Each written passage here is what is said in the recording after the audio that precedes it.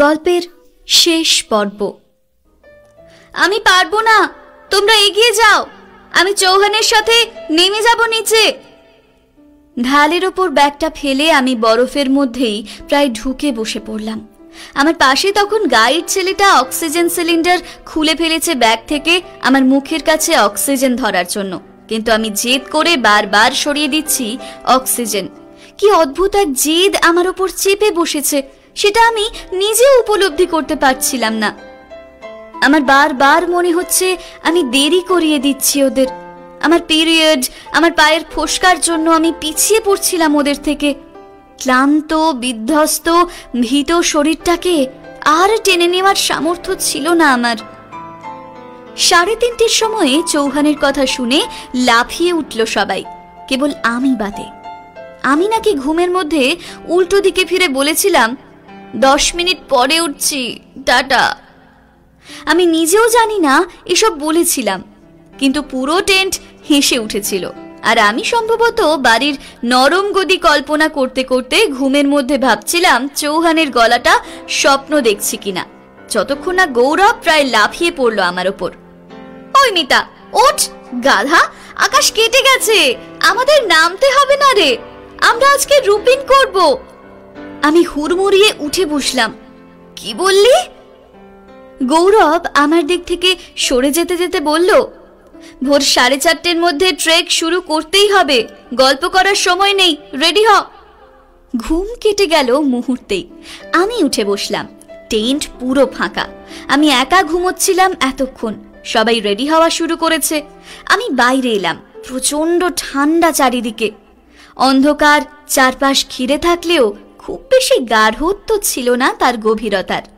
অনেকটা আবছা আবছা অন্ধকার ঢেকেছিল চারিদিক। সেই ঠান্ডা আর পাতলা হতে থাকা অন্ধকারের মধ্যে আমরা রেডি হচ্ছিলাম। ঠান্ডা এতটাই প্রচন্ড ছিল যে ঝুঁকে যে নিজের জুতো পরবো সেটুকুও সম্ভব হচ্ছিল না। আমার হাত জমে যাচ্ছিল এক মুহূর্ত গ্লাভস ছাড়া, কিন্তু তৈরি হতেই হতো। বেলা পারার আগেই উঠতে হবে আজকে, না হলে বরফ রোদে গলতে শুরু করলেই শুরু হবে সমস্যা, স্লিপ খাবো। আর এই উচ্চতাতে কেউই সম্ভবত স্লিপ খেতে চাইবে না। রাজেন্দ্রজি আমাদের উপমা বানিয়ে দিয়েছিল। এই প্রচন্ড ঠান্ডা আর খিদের চোটে ওই খাবার অমৃত লাগছিল। আমরা কৃতজ্ঞ ছিলাম ওই ঠান্ডায় আমরা খাবার পাচ্ছিলাম অন্তত। কি অমানসিক ইচ্ছা শক্তি লাগে এই ঠান্ডার মধ্যে হাত পা নাড়িয়ে কাজ করতে, সেটা আমরাই বুঝতে পারছিলাম। তার উপরে আবার এতজনের রান্না করা। পাহাড়ি মানুষগুলো চিরকাল আমাদের মুগ্ধ করে। যেখানে আমরা সমতলে ভালো খেয়ে ভালো মাইনে পেয়েও ভাবি জীবনে কিছুই পেলাম না, সেখানে সেবার গ্রামের মেয়েরা বহুদূর পাহাড় থেকে অনায়াসে বয়ে আনে বিশাল বিশাল কাঠের খণ্ড। যেখানে জাকা থেকে বাচ্চারা প্রতিদিন জাকার আগের প্রচন্ড চড়াই, যেটা চড়তে আমাদের দাঁত খুলে গেছিল, সেসব ওঠানামা করে স্কুল যেত আসতো। সেখানে কখনো কখনো লজ্জা লাগে আমাদের অপ্রাপ্তিগুলোকে ওদের সামনে বলতে। এত কিছুর পর কি মিষ্টি করে হেসে ওঠে। সেই হাসিটাই প্রমাণ করে দেয় ওদের চরম প্রাপ্তি, চরম খুশি। মোবাইলের টাওয়ার পাওয়া যায় না অনেক অংশেই, কিন্তু এদের সম্ভবত সেটার দরকারও পড়ে না বিশেষ। এরা প্রকৃতির সাথে অদ্ভুত আকর্ষণে জড়িয়ে যুক্ত হয় এক অন্যরকম কানেকশনে। তাই এদের ডিপ্রেশন থাকে না, থাকে না চরম অপ্রাপ্তি। এরা জানে খুশি ক্ষণিকের, তাই এরা বেঁচে নিতে চায় সেই মুহূর্তকে। বলা যায় না পরের মুহূর্ত বাঁচার মতো অবস্থা থাকবে কিনা। আমরা ওঠা শুরু করলাম পাহাড় ভেঙে। চড়াই এখন মারাত্মক। আমরা সামনের বাঁ দিকের পাহাড়টা দিয়ে তেরছাভাবে উঠছিলাম। কখনো কখনো বরফে পা গেঁথে যাচ্ছিল হাঁটুর অনেকটা ওপর অবধি। সেই বরফ থেকে পা বের করে হাঁটা যে কি বিপজ্জনক ছিল আর কি যে ক্লান্তি লাগছিল সেটা বলা মুশকিল। চারিদিক ফর্সা হচ্ছে এবার একটু একটু। আমরা হেঁটে যাচ্ছিলাম সে অক্লান্ত পথ। প্রায় 40 মিনিট মতো হাঁটার পর সূর্যের দেখা পেলাম। নিচের ঢালের দিকের বরফগুলোর ওপরে আস্তে আস্তে পড়ছিল সূর্যের কিরণের আলো। আমাদের দিকে তখনও সূর্য স্পর্শ করেনি। আমি হাঁটতে হাঁটতে বারবার পাশে তাকাচ্ছিলাম। কি অদ্ভুত সুন্দর লাগছিল যখন ধীরে ধীরে সূর্যের আলো স্পর্শ করছিল বরফের সীমাহীন সাগরকে। পুরো ট্রেকের মধ্যে এই প্রথম এই দৃশ্য দেখার সুযোগ হলো। আমি যত দেখছি তত মোহিত হচ্ছিলাম। যে বরফ এত বিরক্তি দিচ্ছিল একদিন আগেও, তাকেও এত বিভিন্ন রূপে দেখে আমার বিরক্তি কেটে যাচ্ছিল। আমি পিছিয়ে পড়ছিলাম বারবার। পিরিয়ডের ব্যথা অদ্ভুতভাবে ফিরে এসেছিল, কেন বুঝতে পারছিলাম না। সম্ভবত প্রচন্ড পরিশ্রম শরীর নিতে পারছিল না আর। পায়ের মধ্যে অনেকগুলো ফোসকা পড়ে গেছিল অদ্ভুতভাবে। লোয়ার ওয়াটারফলে জামা ভিজে যাওয়ার জন্য যে ঠান্ডা লেগে গেছিল, তার ফল হাতে নাতে পাচ্ছিলাম এখানে এসে। মাথা ছিঁড়ে পড়ছিল যন্ত্রণাতে, সারা শরীর ব্যথা, যেন প্রচন্ড আঘাত পেয়েছি। কিন্তু ওষুধ খেতে ইচ্ছে করছিল না একেবারেই, তাই ফলস্বরূপ যা হবার তাই হয়েছিল। আমি বারবার পিছিয়ে পড়ছিলাম ওদের থেকে। আমার মাথাতে তখন দৃঢ় বিশ্বাস আমার জন্য ওরা রুপিন করতে পারবে না, আমি ওদের দেরি করিয়ে দিচ্ছি। যত এগোচ্ছিলাম তত আমার মাথার মধ্যে গেঁথে বসছিল আমার জন্য ওদের দেরি হচ্ছে। শেষে এমন অবস্থা দাঁড়ালো, আমি ব্যাগ খুলে বসে পড়লাম বরফে। আমি পারবো না, তোমরা চলে যাও, আমি নেমে যাব। আমার অদ্ভুত কথাটা শুনে বাকি সবাই দাঁড়িয়ে পড়ল অবিশ্বাসের দৃষ্টিতে। দূরে রুপিনের শেষ চড়াইটা দেখতে পাচ্ছিলাম। এতক্ষণ বরফের একটা ঢালু মাঠের ওপর দিয়ে হাঁটছিলাম। কোথাও সিধা চড়াই, কোথাও ঢালু মাঠ, বরফের শেষ নেই, না শেষ আছে হাঁটার। রোদ উঠে গেছিল, চিকচিক করছিল বরফগুলো। সবাই তাড়াহুড়ো করে হাঁটছিল, কারণ পাশের ঢালগুলো থেকে যে কোনো সময়ে গড়িয়ে নামবে ধস। আমরা বারবার ঘুরে তাকাচ্ছিলাম সেদিকে, আর পায়ের স্পিড বাড়িয়ে যাচ্ছিলাম যতক্ষণ না আমরা এসে দাঁড়ালাম সেই চড়াইয়ের সামনে। আমি যাব না বলতেই ওরা থমকে দাঁড়ালো। প্রদ্যুৎ এগিয়ে এলো আমার সামনে। কি ভুলভাল বকছিস, চল, আবার বসে পড়লি কেন? আমি উত্তর না দিয়ে ঘাড় নাড়ছিলাম, বোঝাতে চাইছিলাম আমি আমার চিন্তা ভাবনা থেকে নড়ব না। শুভদা এগিয়ে এলো। কি হচ্ছে কি এসব মিতা? এমনি সময় কম, তার উপর এসব শুরু না করলেই না। সময় কম বলেই তো বলছি, তোমরা উঠে যাও, আমি তোমাদের দেরি করিয়ে দিচ্ছি। শুভদা আমার সামনে বসে পড়লেন। আমরা টিম বেদুইন, আর আমরা একসাথে যাব, যেখানেই যাব, কেউ কাউকে ফেলে যাবে না, বুঝলি? আমি চোখ তুলে তাকালাম আমার অসাধারণ টিম মেম্বারদের দিকে। তারা নির্বাক থাকলেও তাদের চোখের দৃঢ়তা বলছিল তারা সবাই নিঃশব্দে শুভদাকে সমর্থন করছে। অনিমেষদা এগিয়ে হাত বাড়িয়ে দিল আমার দিকে। আজকে রুপিনে প্রথম পা রাখবে বেদুইন। আমি হেসে উঠে দাঁড়ালাম দাদার হাত ধরে। আমার মধ্যে দ্বিধা দ্বন্দ্ব কেটে গেছিল। আমি নিজের জন্য না হলেও টিমের জন্য আজকে নিজের সবটুকু চেষ্টা করতে চাই। শেষ এবং সব থেকে বিপজ্জনক চড়াইয়ের সামনে দাঁড়িয়েছিলাম আমরা। পাশ শব্দটা ব্যবহারের একটা তাৎপর্য আছে। যখন দুটো পাহাড়ের মধ্যে থেকে একটা সরু অংশ, যেটা দুটো পাহাড়কে যুক্ত করেছে, এমন কিছু থাকে যেটা দিয়ে দুটো পাহাড়ের একদিক থেকে অন্যদিকে যাওয়া যায়, তাকে বলে পাস পাস, অর্থাৎ দুটো পাহাড়ের মধ্যবর্তী পথ চলা অংশ। প্রাচীন যুগে দূর দেশ থেকে ব্যবসায়ীরা এইভাবে বহু অনাবিষ্কৃত পাশের বিপজ্জনক চড়াই উতরাই পেরিয়ে যেত এক দেশ থেকে অন্য দেশে। তারা যে কেবলমাত্র ব্যবসার উপার্জনের জন্য এক দেশ থেকে অন্য দেশে যেত তা নয়, তারা এই বিপদসংকুল পথ অতিক্রম করত নতুন এক জগৎকে জানার জন্য।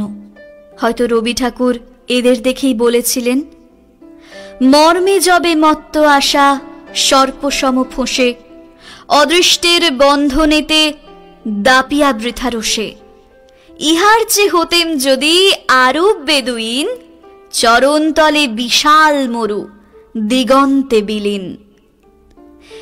যাযাবর শব্দের অর্থ বড় কঠিন, সবাই যাযাবর হতে পারে না।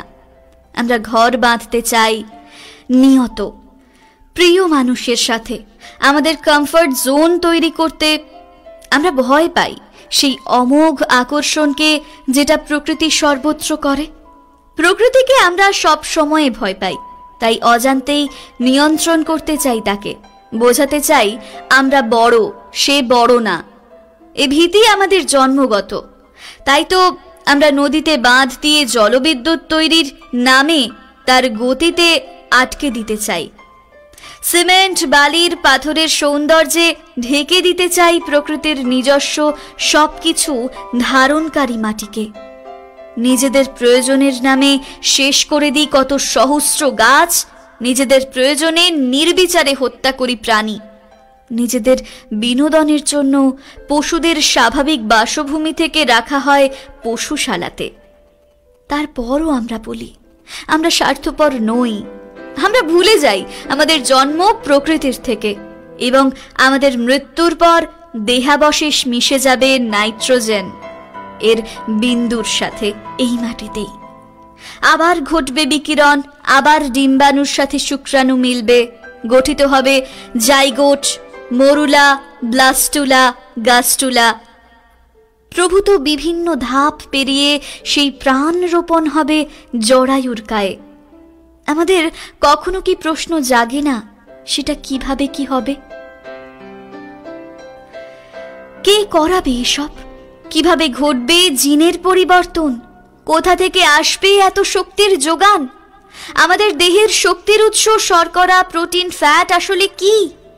কিভাবে তারা দিচ্ছে আমাদের নতুন জীব সৃষ্টির শক্তি? তাদের গঠনকারী অনুপরমাণু কি কি শৃঙ্খলে আবদ্ধ হয়ে তৈরি করেছে মানবজাতি? উত্তর প্রকৃতি। আমাদের অস্তিত্ব, আমাদের সৃষ্টির কারণ প্রকৃতি। আবার প্রকৃতি সবকিছু ধ্বংসের কারণ হবে। তবে কেন এত ভয় তাকে? কেন তাকে দুহাত মেলে জড়িয়ে ধরার চেষ্টা করি না আমরা? কেন সহাবস্থানে থাকতে পারি না আমাদের জন্মদাতা প্রকৃতির সাথে? কেন ভূপেন হাজারিকা স্যারের গলাতে বলে উঠতে পারি না আমার মন কেঁপে উঠছিল উত্তেজনাতে?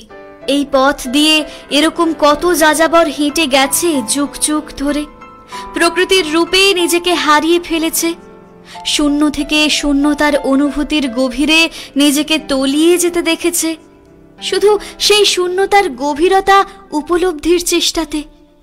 শেষে সেই অনুভূতির স্বরূপ ধারণ করতে না পেরে এখানেই কোনো বরফের নিচে নিজের অসমাপ্ত জীবনের অসীম প্রাপ্তিকে ঘুম পাড়িয়ে দিয়েছে নিজের নশ্বর দেহের কবরে।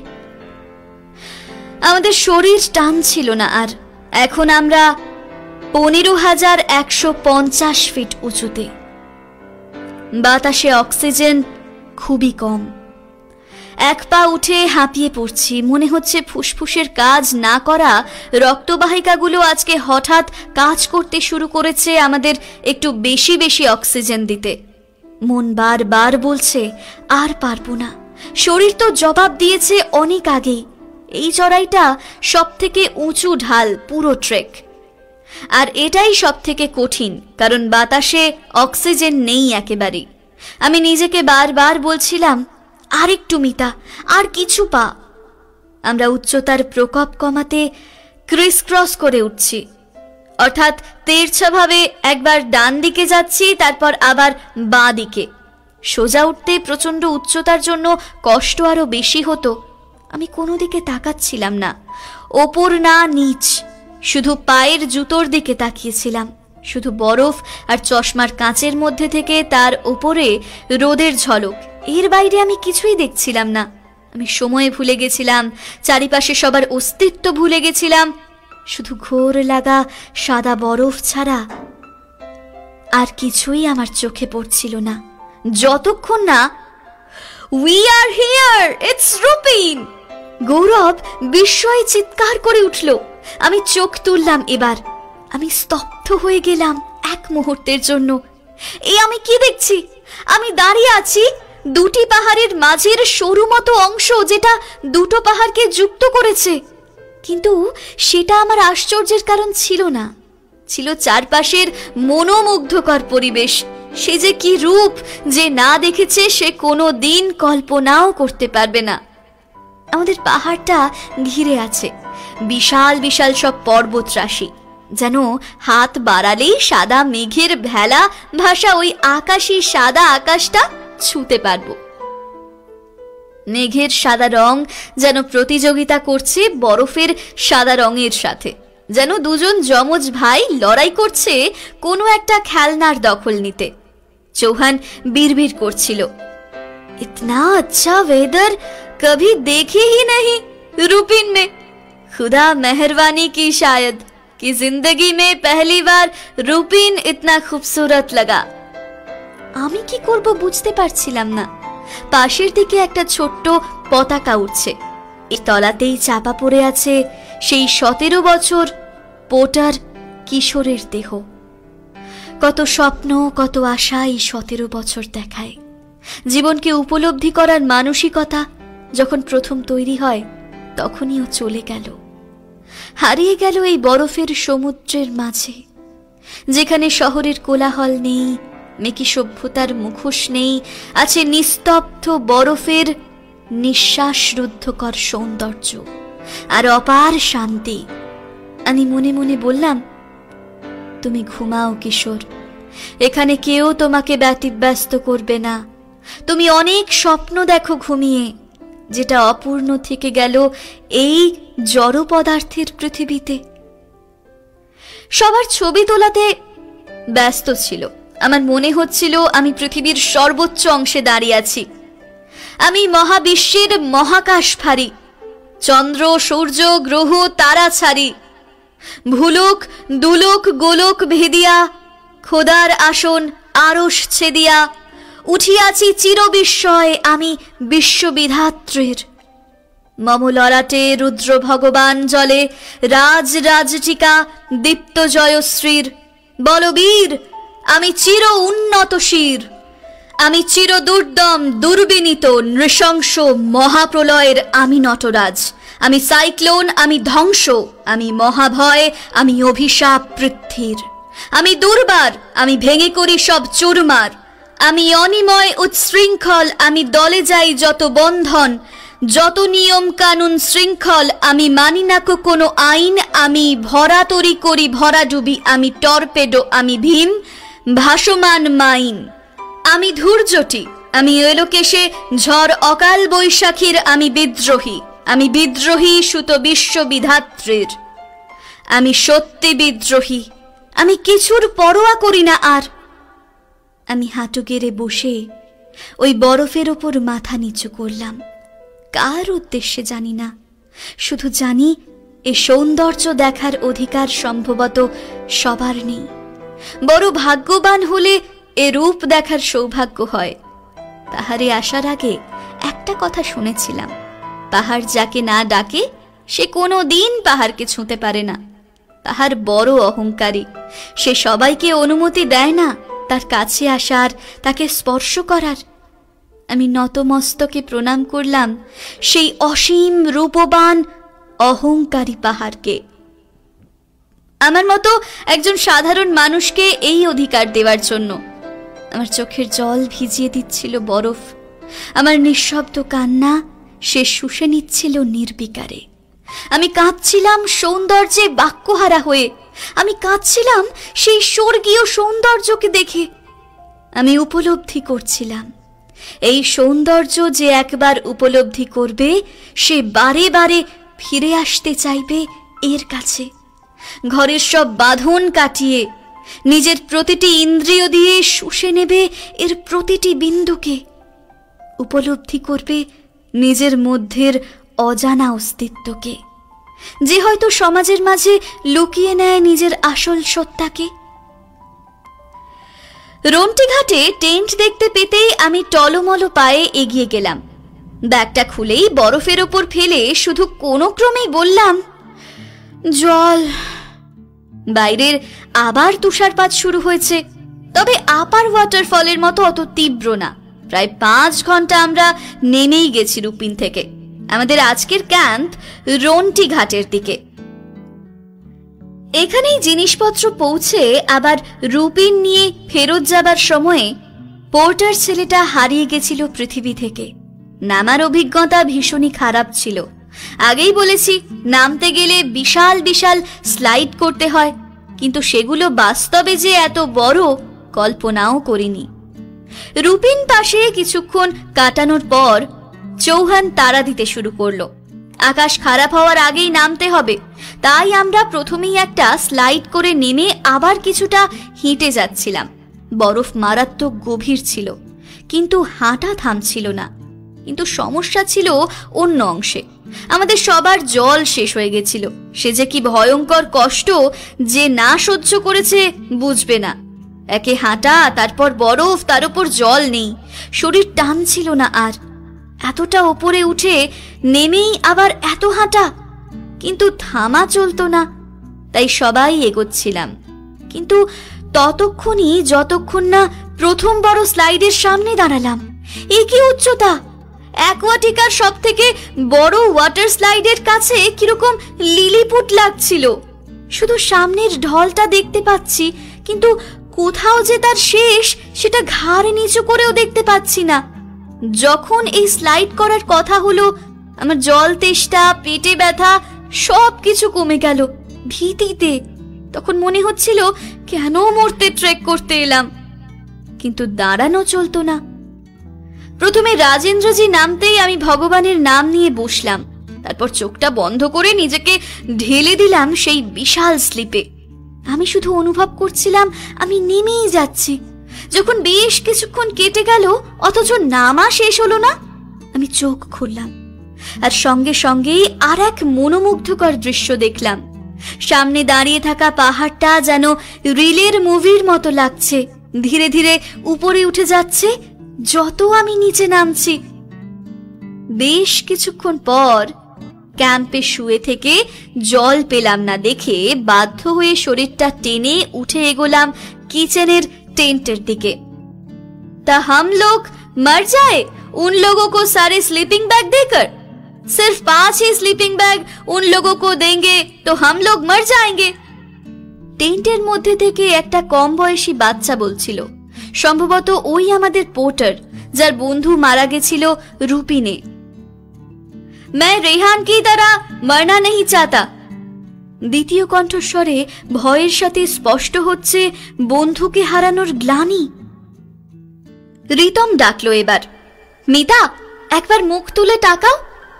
ওর গলাটা বিস্ময়ে হতবাক হয়ে গেছিল।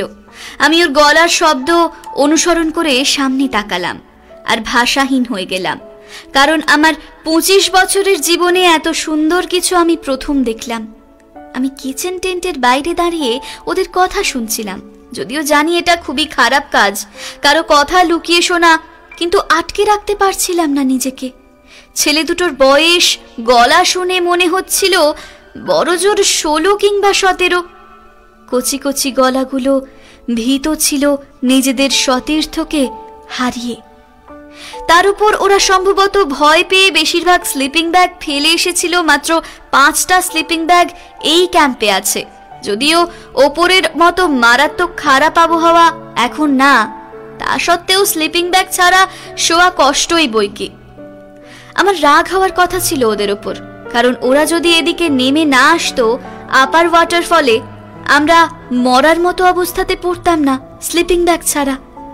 কিন্তু আমার রাগ হচ্ছিল না, বরং মায়া লাগছিল। নিজেদের একটা বন্ধুকে হারিয়েছে ওরা, তারপরেও যে এতটা স্বাভাবিক আছে সেটাই আশ্চর্য। আমরা যখন বাইরে থেকে দেখি পাহাড়ি মানুষগুলোকে, তখন ভাবি এরা কত খুশি থাকে পাহাড় প্রকৃতিকে নিয়ে, কিন্তু আমরা চোখ বন্ধ করে নিই ওদের নিদারুণ পরিশ্রমের দিক থেকে। ওরা নিজেদের খাবারটুকু জোগাড় করতেও কি নিদারুণ পরিশ্রম করে। এবার শুনলাম চৌহান কথা বলে উঠল, तुम लोग वहां पे उन लोगों को स्लीपिंग बैग पहुंचा ही नहीं, मार सकते थे सारे एक साथ। ये लोग अच्छे हैं, कुछ बोले नहीं, दूसरे लोग होते तो पैसा मांग बढ़ते। तुम लोगों को कोई रिस्पॉन्सिबिलिटी है कि नहीं? ट्रेकर लोग आकर बदनाम करेंगे जाके। कोई नहीं आएगा हम लोगों को एजेंसी के साथ। चौहानेर गलाटा बिरक्त। तो क्या करे, मर जाए? किशोर गलाटा যৌবনের आवेग बोले उठलो। वो लड़का बस गर्मी की छुट्टी में लेता था। मैं इसको बोलती थी एक्स्ट्रा पॉकेट मनी कमाने के लिए, कौन सोचा वो मर जाएगी। ছেলেটা নিজের মৃত বন্ধুর কথা মনে পড়তেই গলাটা বুঝে এলো কান্নাতে। ও ফুপিয়ে যাচ্ছিল আর চৌহান নিজের ভুল বুঝতে পেরে ওকে সান্ত্বনা দিচ্ছিল। আমি অভিভূত হয়ে ওদের কথা শুনছিলাম যতক্ষণ না মিতা। রিতম এগিয়ে এসেছিল আমার কাছে। কি করছো? জল, আমি বলেই থেমে গেলাম। চৌহান বেরিয়ে এসেছিল টেন্ট থেকে আমাদের কথা শুনে। ম্যাডাম कुछ चाहिए? बस पानी थोड़ा, আমি বললাম। आप टेंट में जाइए, मैं दे के आती हूँ। চৌহান বলেই ওদের টেন্টে ঢুকে গেল। বরফ গলিয়ে জল করতে রিতম অনেকটা ধরে ধরে আনলো আমাকে, কিন্তু টেন্টে ঢুকতে ইচ্ছে করছিল না আমার। এখানে বরফ আগের মতো না, বেশ সবুজ ঘাস দেখা যাচ্ছে। তুষারপাত থেমে গেছিল। সেই সবুজ ঘাসের ওপর তুষারের বিন্দুগুলো বড় মোহময় লাগছিল দেখতে। আমাদের 3টে মাত্র টেন্ট, কিচেন টেন্ট ধরে একেবারে খাদের ধারে ছিল। আমার ওই ঘাসগুলো ছুঁয়ে দেখতে ইচ্ছে করছিল। বহুদিন বরফ দেখার পর একটু সবুজ দেখতে ইচ্ছে করছিল যেন, আর সাদার দিকে তাকাতে ইচ্ছে করছিল না। বাইরে বসবে? আমি কথা বললাম। বরফে বসলে ভিজে যাবে জামা। তোমার এমনি শরীর খারাপ মিতা, নিঃশ্বাস নিতে পারছো না। আমার তো ভয় লাগছে, এবার গিয়েই তোমাকে হসপিটালে না নিয়ে যেতে হয়। রিতমের গলা চিন্তিত ছিল। তুমি তো আছো। আমি হাসলাম ওর দিকে তাকিয়ে। রিতমও হাসলো। হ্যাঁ, আমি আছি, চলো বাইরেই বসি, সামনের পাহাড়টা খুব সুন্দর লাগছে। আমি প্রচন্ড রকম ঠান্ডা লাগিয়েছিলাম, সেটা এতটাই সবাই ভীত ছিল নিউমোনিয়া না হয় আমার। আমি আর রিতম এগিয়ে গেলাম সামনের খাদের দিকে, আমাদের তাঁবুর পাশেই। বড় সুন্দর চারিদিক এখন। সামনের খাদের উল্টো দিকের পাহাড়ের ওপর অস্তগামী সূর্যের আলো খেলা করছিল। আমাদের এদিকে এই আলোটা আর নেই। আমাদের টেন্টের একটু দূরেই অবস্থিত মারাত্মক বড় পাহাড়টার পিছনে বাধা পেয়ে সূর্যের আলো এদিকে আসছিল না আর। আমি চোখ ভরে দেখছিলাম সেই সবুজ ঘাসকে। কতদিন পর সমতলের মানুষ হওয়ার অনুভূতি জাগছিল। চিরকাল সবুজ দেখা চোখ এতদিন পাগল হয়ে গেছিল সাদা দেখে দেখে। মিতা, কিছু ভাবলে? ও কথা বলল। কি ব্যাপারে? তুমি জানো কি ব্যাপারে? ও একটু অর্ধজ হয়ে বলল, না এখনো ভাবার সময় পাইনি, ঠিক করে উঠতে পারিনি কি করা উচিত।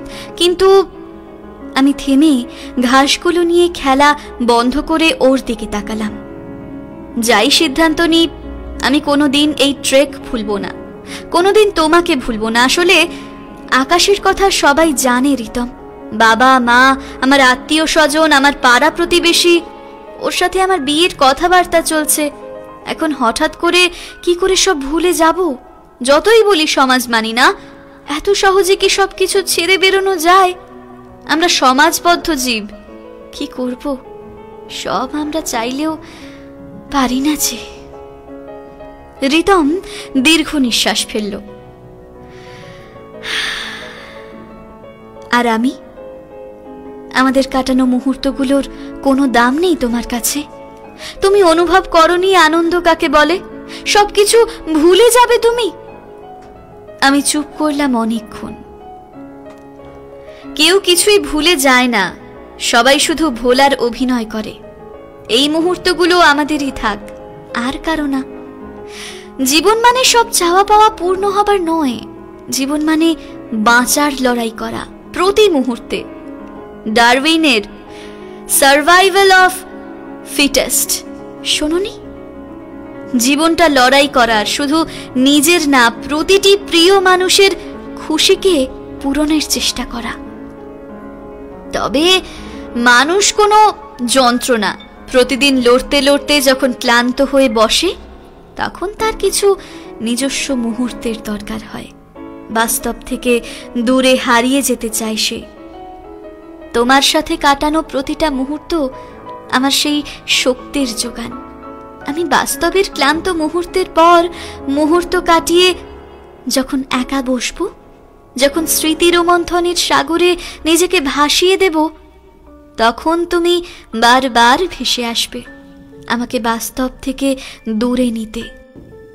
তুমি আমার অপ্রাপ্তেই থাকো, যাতে বাস্তব জগতের আঘাতে আঘাতে ক্লান্ত হয়ে আমি তোমার কথা ভাবতে পারি, কেউ আছে ভাবতে পারি। যদি তোমাকে পুরোটাই পাই, আর যদি তুমিও আকাশ হও কোনোদিন, কে নিয়ে তখন বাঁচবো আমি? তাই তুমি অধরাই থাকো, যাকে কল্পনা করে বাঁচতে পারি আমি। আমার চোখ চিকচিক করে উঠল জলে। রিতম, আমি অনেকক্ষণ কোনো কথা বললাম না। চৌহান আমাকে জল দিতে এসেছিল কিছুক্ষণ আগে, এসেই সতর্ক করলো, তবিয়ত कैसा है मैम? আমি শুধু হাসলাম। आपको एक बात बोले बुरा नहीं माने तो? वो बोललो। बोले ना, আমি উত্তর দিলাম। हम लोगों के पास थोड़ी जड़ी बूटी है, वो गरम करके फूकने से ठंडा कम लगता है, पिएंगे तो बना के लाता है, लाइए, गला बहुत दर्द कर रहा है। চৌহান কিচেন টেন্টে দিকে সেই যে গেছিল এখনো আসেনি। আমি উঠে দাঁড়ালাম রিতমের পাশ থেকে। সব ভুলে যাবে, আমার তোমার মধ্যে ঘটা সবকিছু। আমি হাসলাম, তারপর কাব্যিক ঢঙে বললাম, রাতের সব তারাই আছে দিনের আলোর গভীরে। পরের দিন সব থেকে মজার ঘটনা ঘটেছিল ট্রেকের এতদিনের মধ্যে। ট্রেকিং কমপ্লিট করার পর প্রচন্ড খুশিতে উত্তাল ছিল মন। সকালে প্রথম শক খেলাম যখন শুনলাম টয়লেট টেন্ট এখানেই বানানো হয়নি, মানে আমাদের খোলা আকাশের নিচে খাদের গায়ে নেমে নিজেদের প্রাকৃতিক কাজ সম্পূর্ণ করতে হবে। আমি তিরিং করে লাফিয়ে উঠলাম খবর শুনে। খিল্লি হচ্ছে, আমি এতগুলো ছেলের সামনে খোলা আকাশের নিচে বাথরুমে যাব? আমি নিচে নামা অবধি বাথরুমে যাব না, সংলাতে নেমে তারপর যাব। এভাবে হয় নাকি? তুই নিজেও জানিস আজ কত হাঁটা, রাস্তাতে বাথরুম পেলে কি করবি? শুভদা ক্যামেরা ঠিক করতে করতে বলল, বাচ্চা নই দাদা, নিজের ওপর কন্ট্রোল করতে পারবো। যা ইচ্ছে কর, শুভদা বেরোতে বেরোতে বলল টেন্ট থেকে। চারিদিকে সুন্দর রোদ উঠেছে। কতদিন পর বরফের মাঝে সবুজের উপর সূর্যের আলোর বিন্দু দেখে মন খুশিতে ভরে উঠেছিল। আর তখনই অনিমেষদা আমার সামনে এসে আমার দিকে একটা ছাতা বাড়িয়ে দিল। আমি অবাক হয়ে বললাম, কি হলো দাদা? এটা নিয়ে বাথরুমে যা, খুলে বসে পড়লে কেউ দেখতে পাবে না। আর শুনেই গৌরব, সুমন আর প্রদ্যুৎ হেসে উঠল। আমি হাঁ করে দাঁড়িয়ে রইলাম। রিতম আর আমি এক অদৃশ্য সন্ধিতে গেছিলাম কাল থেকেই। কালকের পর থেকে আমাদের ব্যাপারে কোনো কথা বলিনি দুজনেই। কিন্তু কালকে আরো একটা মজার ব্যাপার হলো। সন্ধ্যার কিছুক্ষণ আগেই চৌহান আমাকে মাটির একটা সিগারেট খাওয়া মতো চোং টাইপের ছোট্ট নল এনে দিল, জোরসে ফুকিয়ে। ওর কথা শুনে আমিও খুব জোর টানতেই কাশতে কাশতে অবস্থা খারাপ হয়ে গেল। তখন সবাই আমার কাশি থামাতে ব্যস্ত ছিল। কেবল চৌহান বলে যাচ্ছিল, রুক যাইয়ে, ঠিক হোগা, থোড়ি দের মে। প্রায় 1 মিনিট কেশে আমি যখন স্বাভাবিক হলাম, হঠাৎ লক্ষ্য করলাম হাত পায়ের ব্যথা আর গলা ব্যথা অনেক কম। চৌহান আমার মুখের পরিবর্তন দেখেই বুঝলো আমি সুস্থ পুরো। ঠিক লাগ রাহা হ্যায় না अभी? हाँ, मगर ये था क्या? আমি অবাক বিস্ময় বললাম, জাকা কা স্পেশাল গাঁজা। চৌহান বড় নির্বিকার ভাবে বলে জিনিসটা আমার হাত থেকে নিয়ে বেরিয়ে যেতেই পুরো টেন্ট হাসিতে ফেটে পড়ল। বাহ মিতা, তুই তো মহান, পাহাড়েও এলি, মহাদেবের প্রসাদও পেলি। গৌরব হাসতে হাসতে গড়িয়ে পড়ল। আমি ভ্যাবাচাকা খেয়ে বসেছিলাম। গাঁজা নেশা করার জিনিস বলেই জানি, সেটা যে এত গুণের কি করে জানবো? কারণ আমি অনুভব করছিলাম আমার গা গরম হচ্ছে, শরীর অনেক সুস্থ লাগছে আগের থেকে। আজকে সবাই বেশ ছন্দ নিয়ে হাঁটছিলাম, তারা নেই বিশেষ কারো। চারিদিক বড় সুন্দর হচ্ছে ধীরে ধীরে। বরফ আর খুব বেশি নেই, বরফের মধ্যে থেকে মাথা তুলতে শুরু করেছে মাটি, পাথর আর সবুজ ঘাস। সূর্য এখন খুব তীব্র, হাত পা পুড়ে যাচ্ছিল। পাহাড়ের গায়ে এক একটা মোড় ঘুরতেই নতুন নতুন সৌন্দর্য চোখ জুড়িয়ে দিচ্ছিল। আমি আর রিতম চুপচাপ হাঁটছিলাম পাশাপাশি, দুজনেই শুষে নিতে চাইছিলাম একে অপরের উপস্থিতি নিজের সব ইন্দ্রিয় দিয়ে। পাহাড়ের পরিবেশের বাঁধন আলগা হচ্ছে আমাদের উপর থেকে। সমাজের দৃষ্টিভঙ্গি আস্তে আস্তে তৈরি হচ্ছে আমাদেরকে অক্টোপাসের মতো পেঁচিয়ে ধরতে। মাটি এখন বেশ ভালোভাবে পাচ্ছি দেখতে। এবার এসে দাঁড়ালাম আরো একটা বিপদের মুখে। যে পাহাড়ের গা দিয়ে হাঁটছিলাম সেটা নেমে গিয়ে ইউ আকৃতির ডান দিকে ঘুরে ডান দিকের পাহাড়ের গায়ে মিশেছে। আমাদের ওই ইউ দিয়েই যেতে হবে, কিন্তু সমস্যা হলো ইউ মাঝের অংশের পাহাড়ে বরফ বেশ স্পষ্ট, আর আরো বিপজ্জনক সেটা ব্ল্যাক আইস বা স্লিপ বরফ। তার সাথে সূর্যের তেজে সেটা কোথাও কোথাও গলে মাটির সাথে মিশে পিচ্ছিল করেছে মাটিকেও। আমি ঘাড় ঝুঁকিয়ে পাশে দেখলাম, কি বিশাল উচ্চতা, নিচের দিকে নেমে গেছে। পা পিছলে গেলে কোথায় যাব কেউ জানি না। চৌহান আর বাচ্চা পোর্টার দুজন সেই ঢালু পাহাড়ের গায়ে কি মারাত্মক ব্যালেন্স করে দাঁড়িয়ে গেল কিছুটা কিছুটা দূরে, আমাদের হাত ধরে পার করানোর জন্য। আমি প্রথমে এগোলাম। চৌহান আমার হাত ধরে বলল, নিচে মত দেখিয়ে, সামনে যাইয়ে, কুছ নেই হোগা। আমি ওর হাত যত দূর এগোতে পারে এক জায়গাতে দাঁড়িয়ে তত এগিয়ে সামনের ছেলেটার হাত ধরলাম। এই ছেলেটাই সম্ভবত কালকে আমাদেরকে দোষ দিচ্ছিল এর বন্ধু মরে যাওয়ার জন্য, কিন্তু এখন দেখলাম আমার প্রাণ বাঁচাতে এরা দুজন নিজেদের প্রাণের ঝুঁকি নিয়ে পার করে দিল পুরো খাড়াটাই। উল্টো দিকে পৌঁছে ঘাড় ঘুরিয়ে দেখলাম একে একে সবাই পার করছে ওরা, নিজেদের জীবনের পরোয়া না করে। আমরা সত্যিই মানুষকে বড় তাড়াহুড়ো করে বিশ্লেষণ করে ফেলি তার একটা দুটো কাজের প্রেক্ষিতে, কিন্তু সেটা হইতে সেই মানুষের একটা অংশ মাত্র। তাই আমরা বলি মানুষ চেনা খুব মুশকিল, কারণ আমরা খুব তাড়াহুড়ো করি। এই যে ছেলেগুলো, কালকে অবধি আমার রাগ হচ্ছিল এদের ওপর, টাকা নিয়েছে অথচ মিনিমাম ফেসিলিটিটুকু দেবে না। আজ মায়া হচ্ছে বন্ধুকে হারিয়েও এত কঠিন পরিস্থিতির মধ্যে আমাদের ছেড়ে যায়নি তো। রিতমের বিস্মিত গলা শুনে আমি মুখ তুলে তাকালাম, বাক্যহারা হলাম। এত সুন্দর দৃশ্য আমি আমার 25 বছরে কোনো দিন দেখিনি। সামনের অংশটা একটা সবুজ মাঠের মতো অংশ, চারপাশে পাহাড়ের রুক্ষ দেওয়াল, সবুজ মাঠের মাঝ থেকে গড়িয়ে নামছে একটা নদীর মতো ঝর্ণা। পিছনের কিন্নর কৈলাসের চূড়া সাদা হয়ে চলছে, আর সেই মাঠের ওপর খেলা করছে বেশ কিছু কালো কালো চমড়ি গাই। আমি বসে পড়লাম হাঁটু গেড়ে সেই ধুলো বালি ভরা পাথর মাটির রাস্তার উপর। হাঁটুর ওপর ছোট ছোট কাঁকড় লাগলো, কিন্তু আমি যেন ব্যথা বুঝতে পারলাম না। এ কি সৌন্দর্য! এ কি আদেও বাস্তব, নাকি আমি স্বপ্ন দেখছি কোনো?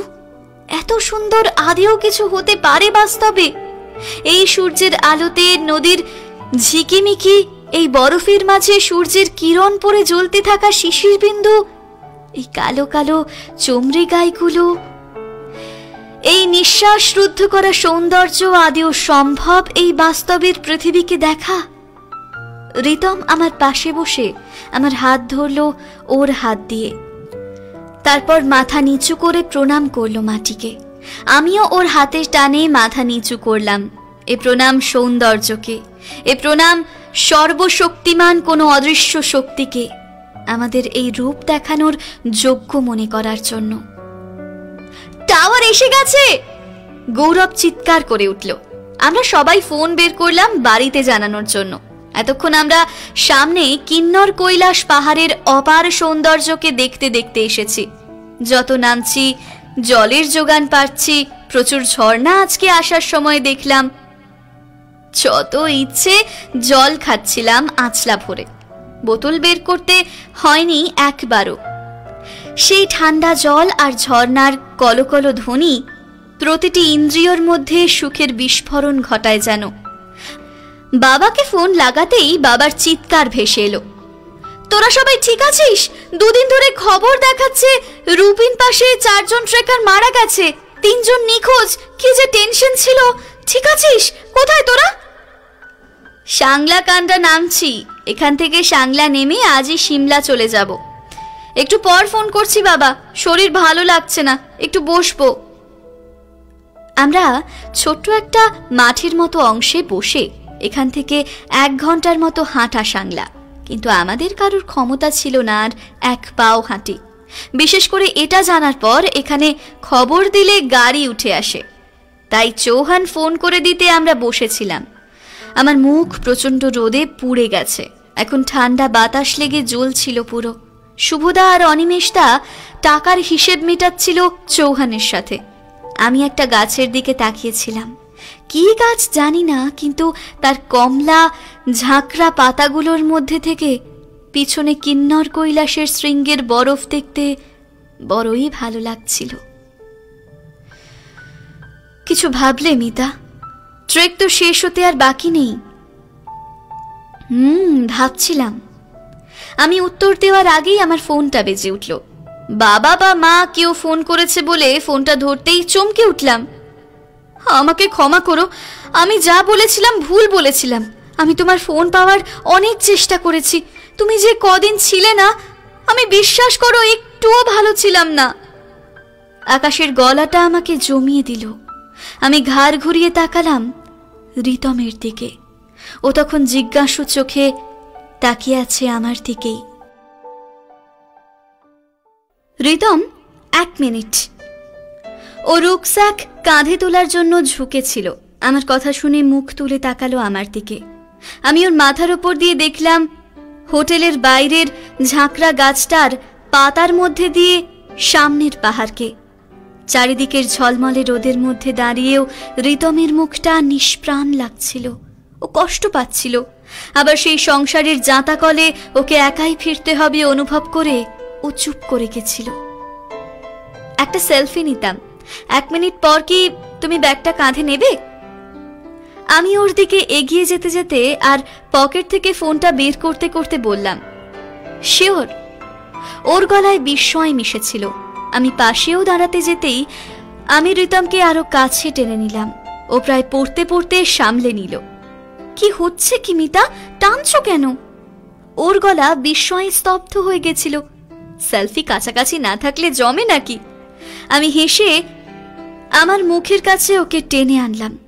হঠাৎ কি ব্যাপার, এত ছবি তোলা, তাও আবার আমার সাথে? ও হাসতে হাসতে বলল, স্ট্যাটাস দেব। নেট এসে গেছে, লোককে দেখাতে হবে না কত হ্যান্ডসাম ছেলের সাথে ট্রেক করছি।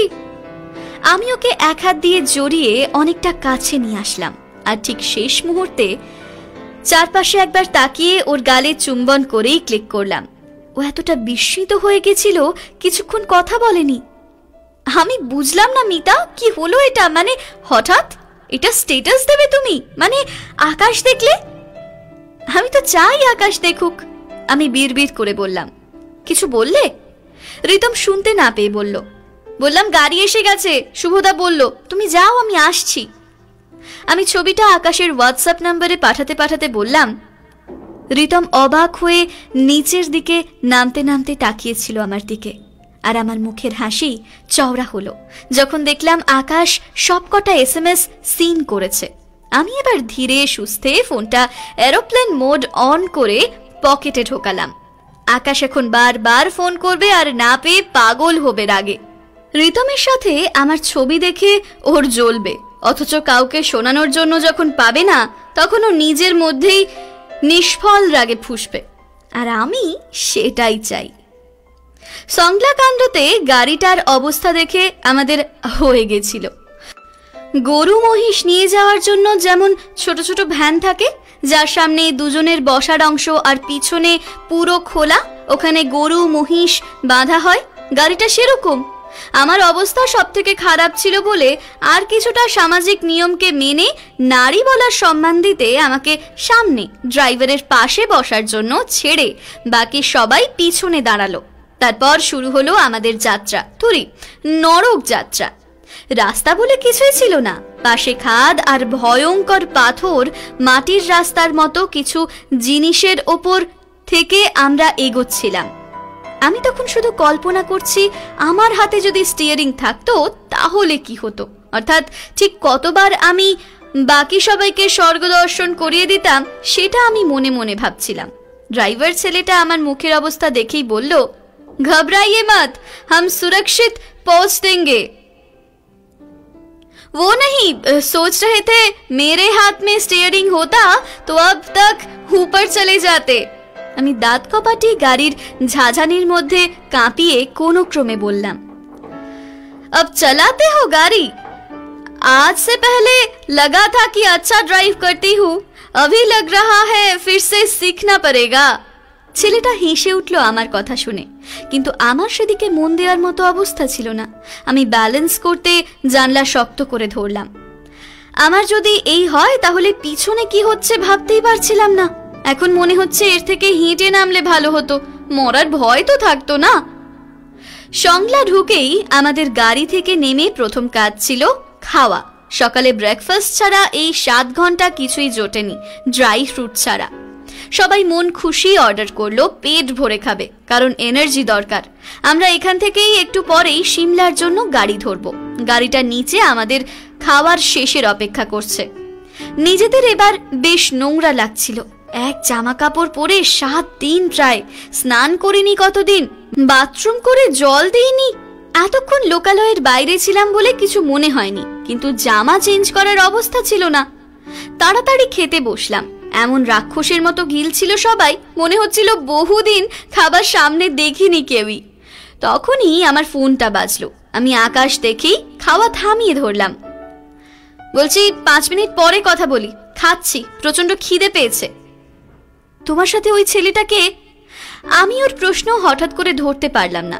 ঠিক কি বলতে চাইলো ও? সরি, কি বললে বুঝলাম না। আমার হাত থেমে গেছিল। গৌরবের স্ট্যাটাস দেখলাম, তোমার পাশে ওটা কে? আমি ওর কথার উত্তর না দিয়ে ফোনটা কান থেকে নামিয়ে স্ট্যাটাস দেখলাম। গৌরব অনেকগুলো ছবি পোস্ট করেছে, তার মধ্যে বেশ কিছু ছবিতে রিতম আমার পাশে দাঁড়িয়ে। বন্ধু, কেন, কি সমস্যা? আমার গলাটা একটু তীক্ষ্ণ হলো। এই ছেলেটার কথা তো বলনি যাওয়ার সময়। আমি ওদের দিকে ইশারা করে চেয়ার ছেড়ে উঠে বাইরে যেতে যেতে বললাম, আমি একটু কথা বলে আসছি। কারণ আমি নিজেই জানতাম না ট্রেনে ওঠার আগে অবধি। রেস্টুরেন্টটা দোতলা, একতলা থেকে একটা কাঠের সিঁড়ি ঘুরিয়ে উঠেছে ওপরে আমাদের খাবার অংশে। আমি সিঁড়ির পাশে দাঁড়িয়ে একেবারে হাত দিয়ে স্পর্শ করার মতো দূরত্বে দাঁড়িয়ে থাকা পাহাড়টাকে দেখছিলাম।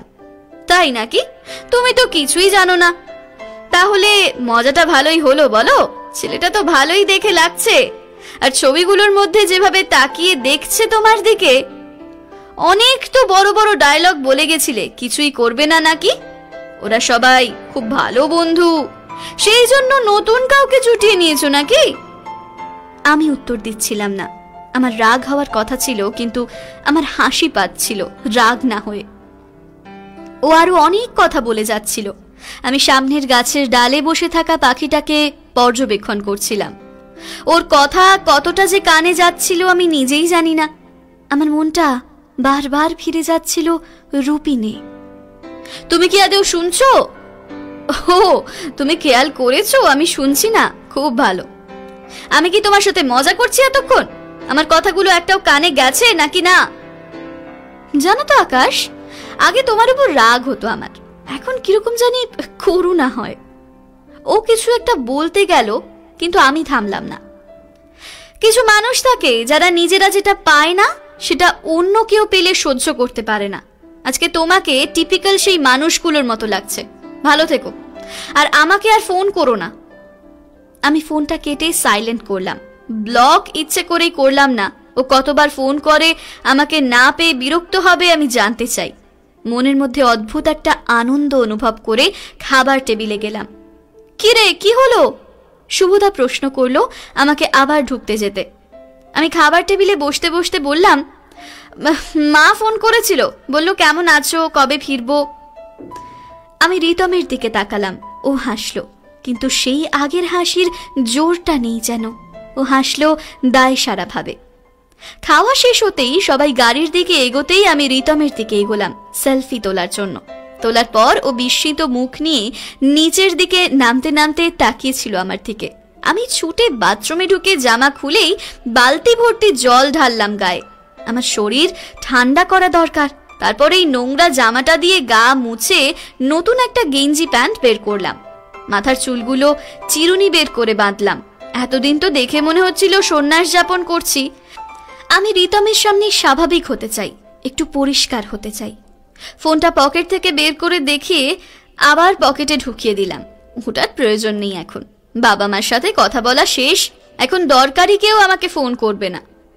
আমি আর রিতম সুমোর পিছনের সিটে বসেছিলাম, একে অন্যের মুখোমুখি হয়ে দুজনেই চুপ করে গেছিলাম।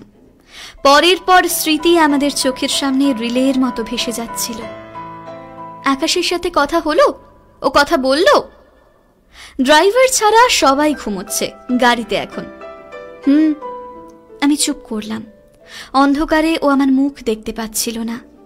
আমাদের গাড়ি অন্ধকার পাহাড়ি পথে ছুটে চলেছে সিমলার দিকে। তার উপরে আমরা আরেকটু ভুল করেছি।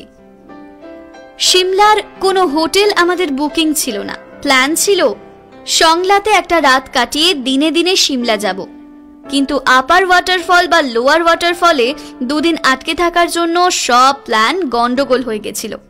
কালকে রাত্রে আমাদের ট্রেন কালকা থেকে, তাই আজ পৌঁছতেই হতো সিমলা। তাই এইরকম শরীর নিয়েই এই 10 ঘন্টা জার্নি করতে বাধ্য ছিলাম। আমি হোটেল সার্চ করতে করতে গোয়ায় বিবোতে একটা হোটেল পেলাম। আমার বেশ ভালো লাগলো, দামটাও হাতের মধ্যে। তাই ওদের কাউকে লোকেশন গুগল করতে বললাম। ওরা গুগল করে বলল স্টেশনের কাছেই লোকেশন, কালকে টয় ট্রেন ধরতে সুবিধা।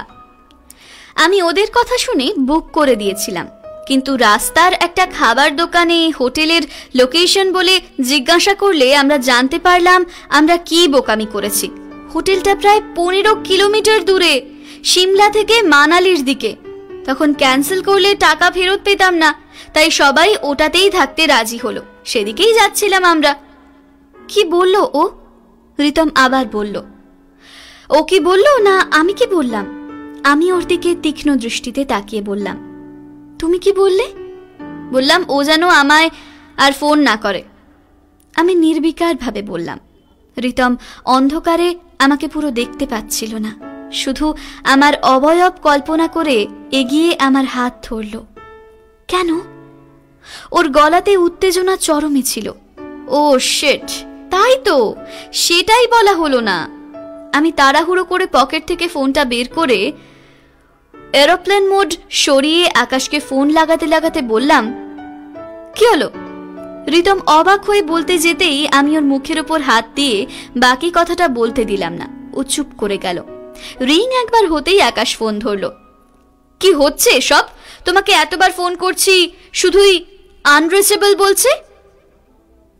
আমি ওর কথাটা পুরোটা না শুনেই বললাম, আকাশ তোমাকে একটা কথা বলাই হয়নি, ছেলেটা রিতম। আর আমি আমার হাতের মধ্যে রাখা রিতমের হাত শক্ত করে ধরে বললাম, আমি ওর প্রেমে পড়ে গেছি।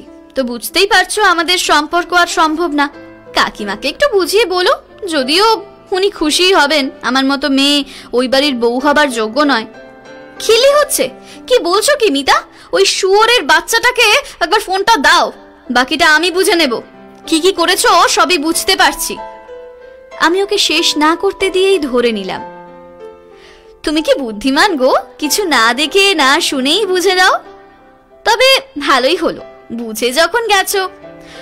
অন্যের এঁটো করা জিনিস কি তোমার মুক্তিতে ভালো লাগবে? মিতা, বিস্বাদের মতো কথা বলো না। আকাশ এত জোরে চিৎকার করলো রিতম পর্যন্ত শুনতে পেল। ফোনটা আমাকে দাও। রিতম প্রচন্ড রেগে ফোনটা চাইল। আমি ফোনটা মিউট করে ওর হাতে একটু জোরে চাপ দিলাম। না, এটা আমার ব্যাপার, আকাশের সাথে আমি মেটাবো। ও তোমাকে নোংরা ভাষা বলছে। আমাকে ফোনটা দাও মিতা, তুমি সবকিছুর উত্তর দিতে পারবে না। আমি হাসলাম, দেখি পারি কিনা। মিউট সরালাম আমি। দেখ আকাশ, প্রথম কথা, আমি এখনো কারো সাথে ফিজিক্যাল হইনি, তো তোমার প্রথম গালাগালি আমার জন্য খাটে না। আর রিতম মানুষের বাচ্চা বলেই মনে হয়, তাই ওই গালাগালিও ভুল। কিছু ঠিকঠাক বলো আকাশ, ভুলভাল গালাগালি দিও না। আকাশ এবার সবকিছু নোংরা ভাষায় বলল। আমি নির্বিকারভাবে ফোনটা লাউডে রেখে পকেট থেকে ডার্ক চকলেট বের করে মুখে দিয়ে রিতমের দিকে এগিয়ে দিতে দিতে বললাম, তুমি বেশ ভালো কিস করতে পারো রিতম, সেই সেক্সি লাগছিল সেদিন তোমাকে। আকাশ চিৎকার করেই যাচ্ছিল, কিন্তু দেখলাম গাড়ির কারোর ঘুম ভাঙল না। রিতম বুঝতে পেরেছিল আমি কি করতে চাইছি। ও হাসছিল। সে বলতে পারো, বেশ কিছু অভিজ্ঞতা আছে তো, মেয়েদের খুশি করতে ভালোই পারি। আমরা দুজনেই হাসি চাপছিলাম। আকাশ তেলে বেগুনে জ্বলে উঠছিল। তোমার সাথে দেখা হওয়ার সাথে জানতামই না কিস করেও এত ফিলিং নেওয়া যায়। আসলে সবাই তো সবকিছু পারে না, তবে একটা ব্যাপার দেখেছি, যে যত কম কাজ পারে তত গলার জোর বেশি হয় তার। সে যা বলেছ। আকাশ বুঝতে পারছিল সবকিছু, শুনতে পাচ্ছিল না। আমি বুঝতে পারছিলাম ওর ইগো কতটা হার্ট হচ্ছে, আর আমি সেটাই চাইছিলাম। চিৎকার করে কি হবে যদি না গায়ে লাগানো যায়। খিস্তে দিলে ও রিপিট করতো। আমি তারপর বললাম, এভাবেই চলতে থাকতো, কিন্তু তাতে ও ভাও পেত। তার থেকে এই ভালো ওকে ইগনোর করা, আর ওর কখনো হার্ট না হওয়া ইগোকে ধাক্কা দেওয়া। আমি আর রিতম গল্প করেই যাচ্ছিলাম, ওর চিৎকারের পরোয়া না করে। শিমলা ছাড়িয়ে গেছি। রিতম ভীষণ খুশি হয়ে যাচ্ছিল। আমি আকাশের সামনে আকাশের দিকে নজর না দিয়ে ওকে প্রায়োরিটি দিচ্ছি। আকাশ প্রচন্ড রেগে ফোন কেটে দিয়েছিল। রিতম এবার ভয় পেয়ে গেল। মিতা, তোমার বাবা মাকে ফোন করে কিছু যদি বলেও। আমি হাসলাম। আমি আমার বাবা মাকে চিনি, ওরা উল্টে বলবে ভালো হয়েছে, বড় হয়েছে, যার সাথে ইচ্ছা ঘুরবে, ওদের নিয়ে চিন্তা করো না। তাহলে কি নিয়ে চিন্তা করব? আমাদের নিয়ে। আমি হেসে আরো এগিয়ে ওর হাতটা ধরলাম। শুরু করো ভাবনা, এই তো সবে শুরু, সারা জীবন বইতে পারবে তো এত দায়িত্ব? খুশি মনে আমরা দুজনেই স্তব্ধ হয়ে গেছিলাম। সেই অন্ধকার নির্জন পাহাড়ি পথে তীর বেগে ছুটে চলা গাড়িটা অনেক কিছু মনে করিয়ে দিচ্ছিল। সে কি মায়াবী আবেশ ভরা পরিবেশ। রাস্তার বেশিরভাগ অংশে কোনো আলো নেই, শুধু মায়াবী পাহাড় আর তার আমেজ ধরানো সৌন্দর্য। আমি গলে গলে পড়ছিলাম ভালো লাগাতে। এই মায়াবী পরিবেশ আরো নির্জন হয়ে আমাকে সুযোগ দিচ্ছিল ভালোবাসার মানুষটাকে কাছে পাবার। রিতমের মুখের ওপর আলো আধারির খেলাটা যেন কিরকম রহস্য সৃষ্টি করছিল। এক অবর্ণনীয় ভালো লাগাতে আমি ভেসে যাচ্ছিলাম। মানসিক অর্গাজম অনেক শুনেছি, কিন্তু আজকে উপলব্ধি করছিলাম শুধুমাত্র প্রিয় মানুষের উপস্থিতিতে এতটা মানসিক শান্তি আসতে পারে। শরীর ওপর শরীরের স্পর্শ ছাড়াও শুধু অদৃশ্য সুতির টানে এভাবে শান্ত হতে পারে। যৌনতা কি শুধুই শারীরিক? তবে আমার মধ্যে এই মুহূর্তে গলে যাওয়া অংশগুলো কি?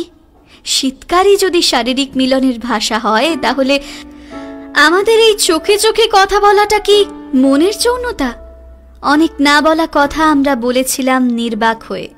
অনুভব করছিলাম যখন অনুভূতির জোয়ার আসে তখন ভাষার স্তব্ধ হয়ে যায় অজান্তেই। আর তাই আমরা নির্বাক হয়ে বলে যাচ্ছিলাম। চওড়া পিচের রাস্তা বাঁক খেয়ে উঠেছে কোনো ঘুমন্ত অজগরের দেহের মতো। আমরা তাকিয়েছিলাম সুমোর কাঁচের মধ্যে দিয়ে পিছনের দিকে, কিভাবে খাদের তলদেশে জ্বলে আছে মানুষের বসতি আর তার প্রমাণ লাইটগুলো। আমাদের নির্বাক ভাষা কথা বলেই যাচ্ছিল যতক্ষণ না গাড়িটা এসে দাঁড়ালো হোটেলের সামনে। হোটেলটা মানালি যাওয়ার পথে খাদের ধারে একটা টিলার ওপর দাঁড়িয়ে। চারপাশে দূর দূরান্ত অবধি কোনো বাড়ি ঘর নেই। আমরা কাল বিকেল 5টার দিকে রওনা দিয়ে আজ ভোর 4টের সময় পৌঁছলাম। যা হোক করে ব্যাগগুলো টেনে ঘরে ঢুকতেই মন ভালো হয়ে গেল। ঘরগুলো বিশাল, পুরো একটা দেওয়াল কাঁচের, জালনা বলে কিচ্ছু নেই। পর্দা সরালেই পাহাড়ের ওপর জ্বলা আলোর বিন্দুগুলো স্পষ্ট বড়। দূরে সম্ভবত সিমলার আলো দেখা যাচ্ছে। এরকম নির্জনতা আমাদের দরকার ছিল। পাহাড় থেকে হঠাৎ নামার পর লোকজন ভালো লাগছিল না একদম। একটু চুপচাপ নিস্তব্ধ পরিবেশ দরকার ছিল স্মৃতিচারণ করার জন্য। আমি রুমে ঢুকে ওই শীতের ঠান্ডায় শাওয়ার চালিয়ে স্নান করলাম অনেকক্ষণ। তারপর ফোন বের করে 2টো ফ্লাইটের টিকিট বুক করলাম পরশুদিন রাত্রের। তারপর লেপের তলায় ঘুমিয়ে গেলাম একা ঘরে। দাদা, আমি আর রিতম আজকের দিনটা এখানেই থাকবো। আমার কথা শুনে সবার হাত থেমে গেল। ব্রেকফাস্ট টেবিলের ওপর বসে প্ল্যান হচ্ছিল কখন বেরোনো হবে এখান থেকে। তখন সবাইকে, এমনকি রিতমকেও অবাক করে আমি বলে উঠলাম, মানে রাত্রে ট্রেন আছে, তুই যাবি না? মানে টিকিট ক্যান্সেল হবে। আমি পরশু ফ্লাইটের টিকিট বুক করেছি দুজনের। 1 মিনিট দাঁড়া, বাড়িতে কি বলবি? আমরা কি বলবো তোর বাবা মাকে? সত্যি বলবে? আমাকেও জিজ্ঞাসা করলে একই কথা বলবো। আমি বাবা মাকে কিছুই লুকাই না তোমার জন্য, আর আমি তোমাদের আগেই পৌঁছাবো। সেটা কথা না, কিন্তু তুই আমার রেসপন্সিবিলিটি। কিছু হলে আমি কি কৈফিয়ত দেব তোর মা বাবাকে? কি হবে দাদা, আমরা বাচ্চা নাকি? সমস্যা সেটা না। তোমাদের কি কোনো সমস্যা আছে? না, সেটা না। আমি শুভদাকে একপাশে সরিয়ে আনলাম। তুমি চাইছিলে না আমি রিতমের ফিলিং নিয়ে না খেলি? সেটাই করছি। ওকে বিশ্বাস দেওয়ার দরকার, ও খেলনা না, ওর ক্ষমতা আছে। তুমি বুঝতে পারছো দাদা আমি কি বলছি? কিন্তু এভাবে ফিরে চল, তোদের দুজনের বাড়িতে কথা বলে কিছু একটা করা যেত। বুঝতেই পারছিস তোরা বিবাহিত নোস। দাদা, বিয়ে একটা রীতিমাত্র, বিয়ে সব না। তাহলে রিতম এত কষ্ট পেত না। ফিরে গেলে অনেক নিয়ম আমায় আটকে দেবে দাদা। পাহাড় একমাত্র আমাকে সুযোগ দেবে সমাজের নিয়মের বাইরে বেরোনোর। ওকে এটুকু কনফিডেন্স দিতে চাই। বিয়ে তো পরের কথা, কিন্তু 2টো সুস্থ স্বাভাবিক প্রাপ্তবয়স্ক মানুষ যদি নিজের ইচ্ছাতে এগোতে চায়, সমস্যা কোথায়? সমস্যা সেটা না, কিন্তু তোর কথার যুক্তি আছে। ঠিক আছে, তুই কালকেই আয়। দাদা টেবিলের দিকে যেতে যেতে ঘুরে আবার এগিয়ে এলো। I am proud of you Mita. আমি তোকে বলছি, বের করে আন ছেলেটাকে ওই প্রচন্ড অসম্মান মানসিক কষ্ট থেকে। আর আমি জানি তুই পারবি। আমি যাই, গিয়ে ঘটকালি শুরু করি 2 বাড়িতে। দাদারা গাড়িতে উঠতে উঠতে হাত নাড়ছিল আমাদের দিকে। আমরাও তাকিয়েছিলাম সেদিকে। রিতম এতক্ষণ একটাও কথা বলেনি। ওরা দৃষ্টির আড়াল হতে বলল, আমি এখনো বিশ্বাস করতে পারছি না, শুধু আমরা আছি, তুমি সত্যি রয়ে যাবে? ও বিস্মিত হয়ে বলল। আমি হোটেলের গেট থেকে নিচে তাকিয়েছিলাম। ধাপে ধাপে সিঁড়ি নেমে গেছে পিচের রাস্তার দিকে। রাস্তার পাশেই আর একটা পাহাড়ের পাথুরে গা। তার আগে ছোট ছোট লোটানে গাছের ওপর জমছে ধুলো। অনেকক্ষণ পর পর 2-3টে গাড়ি ছাড়া কিছুই দেখা যাচ্ছে না। এটাই তো আদর্শ পরিবেশ সমাজকে বুড়ো আঙুল দেখানোর। চারিদিকে পাহাড়ের কঠিন ঘেরাটোপে মনুষ্য উপস্থিতিবিহীন এই স্বর্গীয় স্থান। সমাজের জরাজীর্ণ সুতোগুলো চেষ্টা করলেও আটকে যাবে এই পাহাড়ের কঠিন গায়ে। এখানে কেউ বলে দেওয়ার নেই কোনটা ঠিক কোনটা ভুল। তুমি বলেছিলে না আমার স্বপ্ন পূরণ করবে? এখানে পাহাড় আছে, কফির কাপ আছে, পুরো 24 ঘন্টা আছে। সমাজের নিয়ম নেই এখানে। পাহাড় খুব অভিমানী, সবকিছু লুকিয়ে নেয় নিজের মধ্যে, জানো তো। তাই ভুলে যাও সবকিছু, শুধু এটা অনুভব করো তুমি অপূর্ণ নও রিতম। ও হেসে এগিয়ে এলো আমার কাছে। সেটা তো অনেক আগেই অনুভব করেছিলাম মিতা। লোয়ার ওয়াটারফলে সেই রাত্রির কথা ভুলে গেলে? না, ভুলিনি, কিন্তু ওখানে থেমে যেতে বাধ্য হয়েছিলে। এখানে পরখ করে দেখো সত্যিকারের। মনে মনে বললাম, এটা আমার লড়াই। আমি দেখতে চাই ভালোবাসা পারে কিনা ওর অতীত থেকে ওকে বের করে আনতে। ভালোবাসা কাটিয়ে বের করতে পারে কিনা সমাজের সৃষ্টি পুরুষত্বের সংজ্ঞা থেকে। ও ওর মতো বাঁচুক, বুঝুক ও অস্বাভাবিক না, ও অপূর্ণ না। আমি নিজেকে উন্মুক্ত করে দিলাম ওর সামনে। ওকে অধিকার দিলাম নিজেকে প্রমাণ করার, অন্য কারো কাছে না, নিজের কাছে। তারপর পুরো 24 ঘন্টা আমরা বুঁদ হয়েছিলাম একে অন্যের অস্তিত্ব সন্ধানে। একে অন্যকে হারিয়ে ফেলছিলাম যেন। সমাজ ভুলে গেছিলাম, লোকজন ভুলে গেছিলাম, শুধু সেই জানলার কাঁচের মধ্যের সূর্যের আলোর প্রতিফলন দিয়ে দিনের সূত্রপাত থেকে সূর্যাস্তের মাধ্যমে দিনের সমাপ্তি ছাড়া সময়ের হিসেব হারিয়ে ফেলেছিলাম। ওর চোখের জল আমি শুষে নিয়েছিলাম নির্বিশেষে। ওর অভিমান, কান্না, গ্লানি আমি লুকিয়ে নিতে চাইছিলাম আমার উন্মুক্ত বুকে। কত কথা, কত গল্প যে আমরা করেছিলাম, যার কোনো মাথা মুন্ডু ছিল না। কি এক অদ্ভুত সুখের সাগরে যে ভেসে যাচ্ছিলাম আমরা, নিজেও জানি না। এই সুখ সাগরের সন্ধান অজানা ছিল আমার। শরীর যে এতটা নিশারু হতে পারে মনের মানুষের দেখা পেলে, সেটা যেন আমার প্রতিটি কোষ অনুভব করছিল। শারীরিক মিলন পরিপূর্ণতা পাচ্ছিল মনের বন্ধনে। যেন সেই জগতে কেউ ছিল না, কিছু নেই, শুধু দিন রাতের বাধা ধরা নিয়ম আর আমরা। ঠিক ভুলের প্রশ্ন মাথাতে আসার সুযোগ পাচ্ছিল না। জীবনে প্রথমবার নিজেকে এতটা পরিপূর্ণ লাগছিল। আমি পেরেছি ওকে বের করে আনতে ওর হীনমন্যতা থেকে। বোঝাতে পেরেছি ও অপূর্ণ না, ও স্বাভাবিক একটা পুরুষ। ও কোথাও নিজেকে লুকিয়ে নেওয়ার দরকার নেই ওর। ও মাথা তুলে বাঁচবে এবার। ভবিষ্যৎ চিন্তা ছেড়ে আমরা দুজনেই ভেসে যাচ্ছিলাম প্রচন্ড সুখের এক সাগরে। 1.5 বছর পরের ঘটনা। ঘটনাস্থল হাওড়া স্টেশন। আমি ব্যাগ কাঁধে দৌড়াচ্ছিলাম, পাশে ও। মিতা, একটু হাসতে, তোমাকে বলেছিলাম কতক্ষণ আগে রেডি হতে। সেই এদিক ওদিক করে দেরি না করলে কি হয় না? আমি রিতমের প্রশ্নের উত্তর না দিয়ে দৌড়াচ্ছিলাম। রিতম অনায়াসে আমার পাশে পাশে দৌড়াচ্ছিল। প্রায় এসেই গেছিলাম ট্রেনের সামনে। এবার আবার একই বিপদ হলো। ট্রেন চলতে শুরু করলো। আমি দৌড়ে ট্রেন ধরতে গিয়ে দেখি রিতম আমার পাশে নেই। আমি দাঁড়িয়ে পড়তে যেতেই রিতম ট্রেনের দরজা থেকে হাত বাড়িয়ে টেনে তুললো। দুজনেই হাঁপাচ্ছিলাম। ট্রেন বেশ গতি নিয়েছে এবার।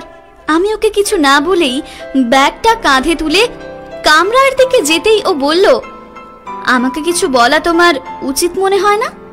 কিসের?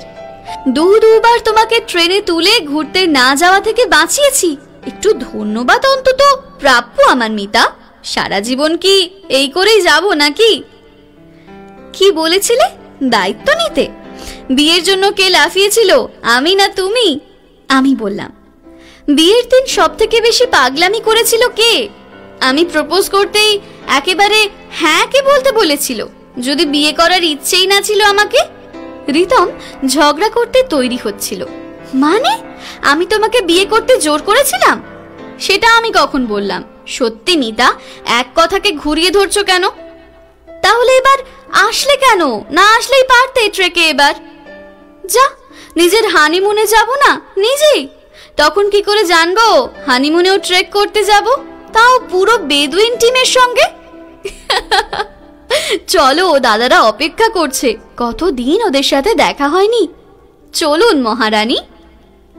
আমি তখন বকবক শুরু করেছি শুভদাদের বার্থের দিকে যেতে যেতে।